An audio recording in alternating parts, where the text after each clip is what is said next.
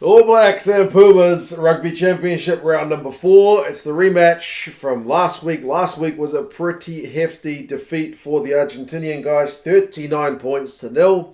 And if you look back a year ago, the kind of All Blacks response to that defeat last year was 38 points to nil. So 2 matches on the bounce, albeit 1 year apart. The All Blacks have managed to put a pretty hefty score on the Pumas unanswered from the Argentinian guys. So fingers crossed this week, even though I'm saying this as an All Blacks fan, we'll see something a bit more of a contest because, seeing 39-0, 38-0, it's not the greatest contest, is it? But anyway, we'll go through the lineups, some of the stats, the predictions, and you guys can let me know your thoughts. This one is from Suncorp. It's, again, part of a double header. It's the second game this time rather than the first one, so I think the time zone is slightly better for the Argentinian audience, maybe slightly worse for Kiwis. I think it's 10 o'clock local time, but that's still not too bad. The All Blacks are sitting pretty well at the top of the log in the Rugby Championship thus far. The Pumas guys yet to get off the mark, so another reason, apart from a bit of revenge on last week,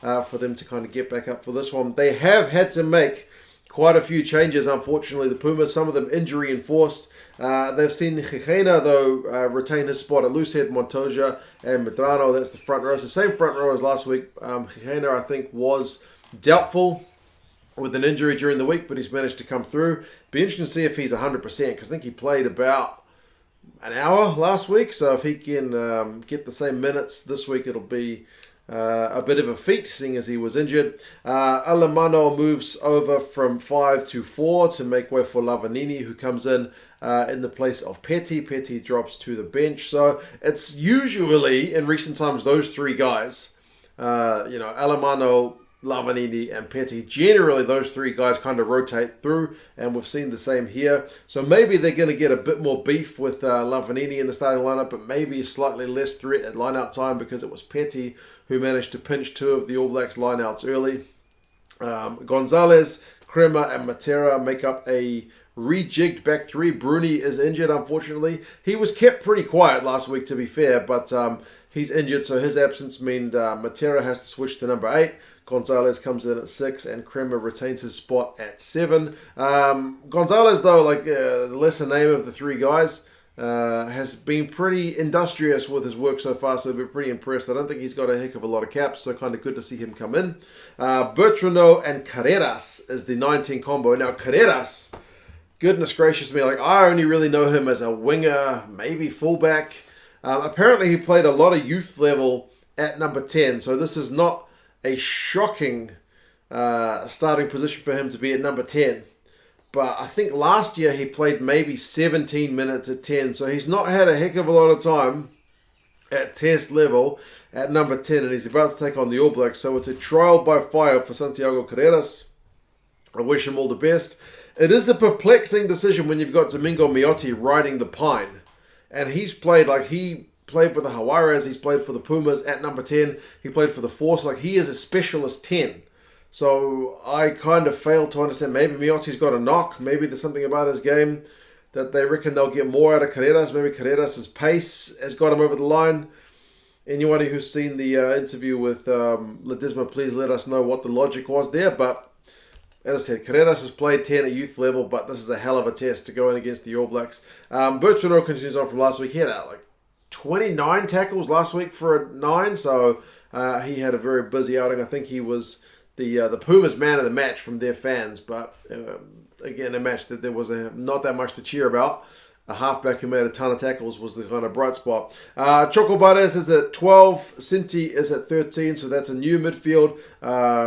De La Fuente has got an injury, I think, and he's going to return to his club. Moroni is also dropped to the bench for this one, so it's an all-new midfield. Cinti's into the 23. Boffelli, Cordero, and Mallia are the back 3, so Cordero swaps wings from left wing to right wing. Boffelli is up from the bench on wing instead of fullback. I kind of like him at fullback, but he's useful on the wing as well. And Mallia continues on. So Delgui is out of the side. He has got a hamstring injury and is going to return to his club. So it's a bit of an unfortunate one for him, but he's not the only one kind of going back to his club. The bench has a couple of changes. Bosch is out, so Cecino is in. And Lozana is into the 23 with Bruni not being in the squad. Like I mentioned, Miotti is also there as well. Matias Orlando has also gone back to his club. So, yeah, they've had to make a few changes, have the Pumas guys. Speaking of changes, the All Blacks have, I mean, it's a short turnaround. They played Sunday, now they're playing Saturday. It's a short turnaround and they've made a heck of a lot of changes. Is this an All Blacks B team? It's hard to say that because you've got the likes of, Ardie Savia starting, Jordie Barrett starting, but it's certainly a different team from last week. I haven't counted the caps, but I would imagine it's a fair few less in some departments anyway. So it's Moody, Taukei'aho, and Lomax in the front row replacing Tuinukuafe, Aumua, and Laulala. Apparently they didn't want to replace Aumua. They wanted to give him another crack because he's had kind of limited chances, but he's got a calf injury. A little bit injury prone as a sophomore Aumua, but good minutes to be put in the bank of Taukei'aho because he's come in pretty nicely. Tuipulotu and Vaa'i is an all-new lock and duo replacing Retallick and Barrett. So good for Vaa'i to get a start because he's been mostly a spectator this season. Blackadder, Savia, and Sotutu is the Lucies. Blackadder is up from the bench, replacing Akira Ioane, who's got a knock. Savia is replacing Dalton Papali'i, who's also got a knock, apparently, and he's captain. And Sotutu replacing Luke Jacobson.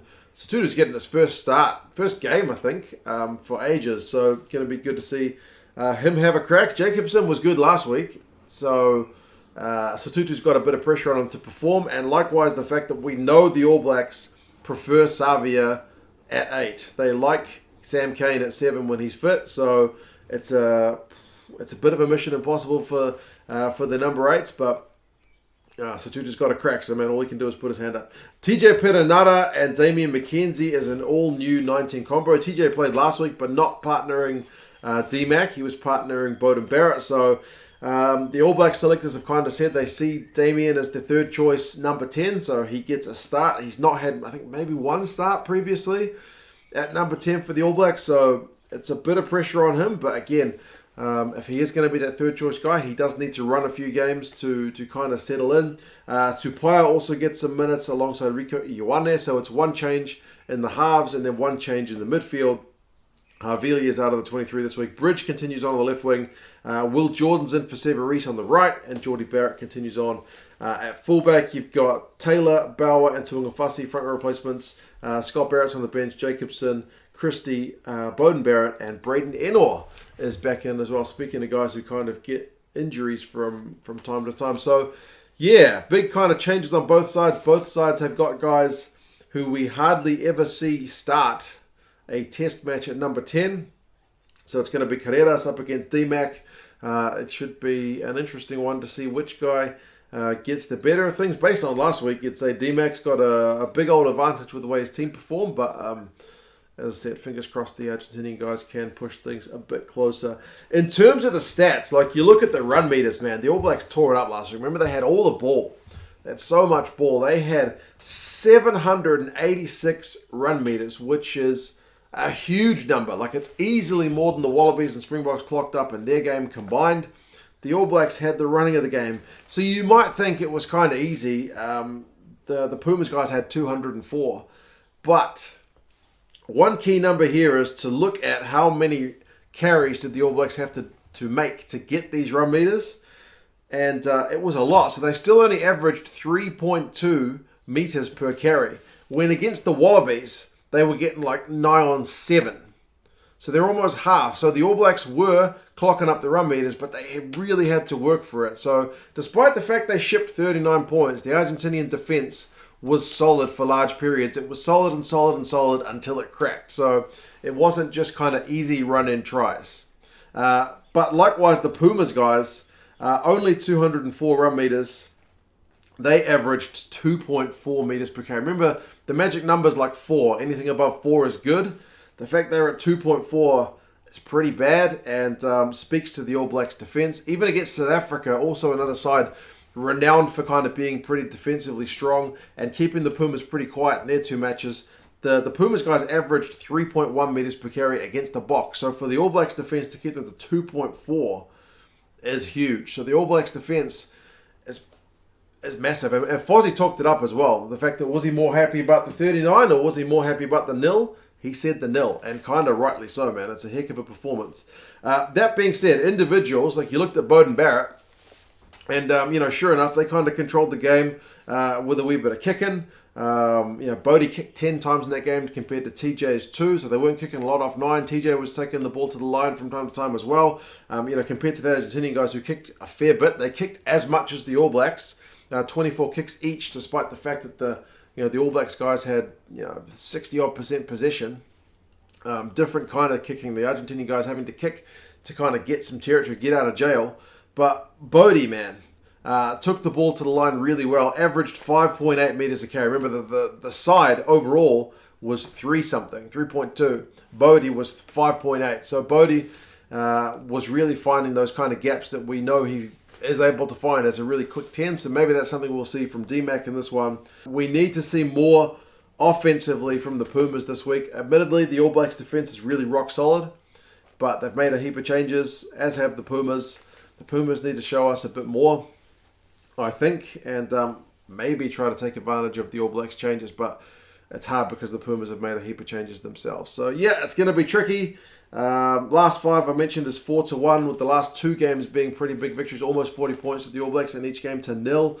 Average score across the last 5 games is 29-12 to the All Blacks, and they are going into this one as pretty big favourites. The bookies have got the All Blacks by 26. And the Rugby Forecast algorithm has got the All Blacks by 21. So it's predicted to be another pretty big victory for the All Blacks. But what do you guys reckon? Can you see a similar performance to the last 2 games where it's the All Blacks by 30 plus points and nothing doing in return? Or do you think the Pumas, second week, having seen the All Blacks in the first one, will be able to get out of their half, will be able to throw some phases together, get over the advantage line and actually put some points on the board? You guys have any of your thoughts? Subscribe to the channel if you haven't already. We're closing in on 40k, which is a big old number. And do like the video if you made it all this way through. But anyway, you guys take care of yourselves, and I'll talk to you guys again soon. See you later.